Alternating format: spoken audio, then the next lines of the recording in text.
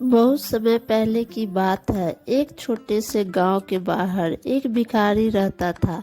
उसका नाम था रामू। रामू का जीवन कठिनाइयों से भरा था।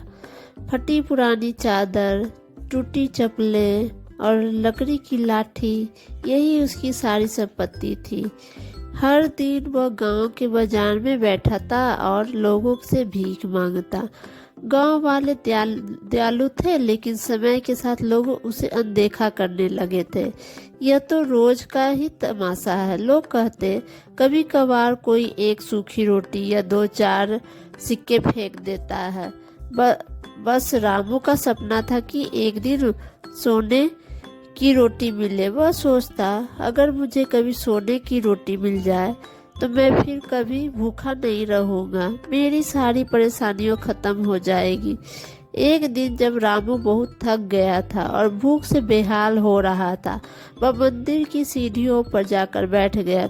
आंखें बंद करके भगवान से प्रार्थना करने लगा, हे भगवान, मेरी भी सुन लो, एक बार बस सोने की रोटी दे दो।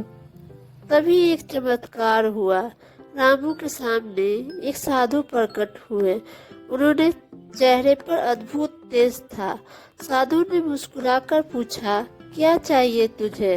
रामू ने हाथ जोड़कर कहा, महाराज, मुझे सोने की रोटी चाहिए, बस एक बार। साधु ने अपनी झोली से एक चमचमाता हुआ सोने का टुकड़ा निकाला और उसे एक रोटी का आकार दे दिया। फिर बोले, यह लो सोने की रोटी, लेकिन याद रखो, इसका असली स्वाद तभी मिलेगा जब तुम इसे किसी भूखे को दोगे। रामू चौंक गया, किसी को और को दूं? लेकिन मैंने तो अपने लिए मांगा था। फिर सोचा, चलो पहले खुद खा कर देखता हूँ। जैसे ही उसने सोने की रोटी का टुकड़ा तोड़ने की कोशिश की, उसकी उंगलियों में दर्द हुआ। सोने की रोटी न तो चबाई जा सकती थी, न निगली जा सकती थी। वह बेहद भारी थी और बिल्कुल बेस्वाद। रामू निराश हो गया। थका हारा वह रोटी लेकर वापस बाजार की ओर चला। रास्ते में उसने एक छोटी लड़की को देखा।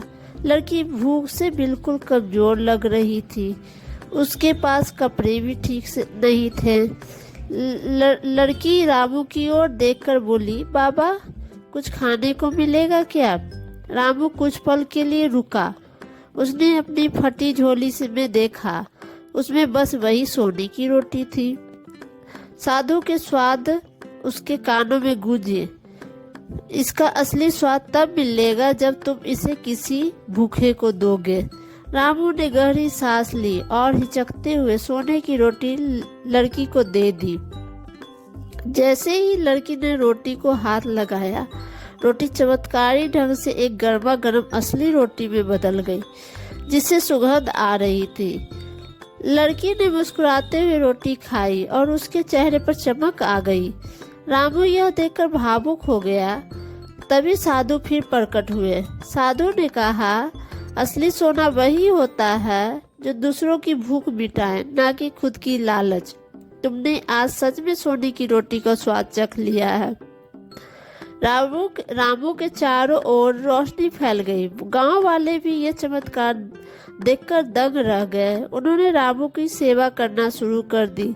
रामू अब गांव का आदरणीय व्यक्ति बन गया।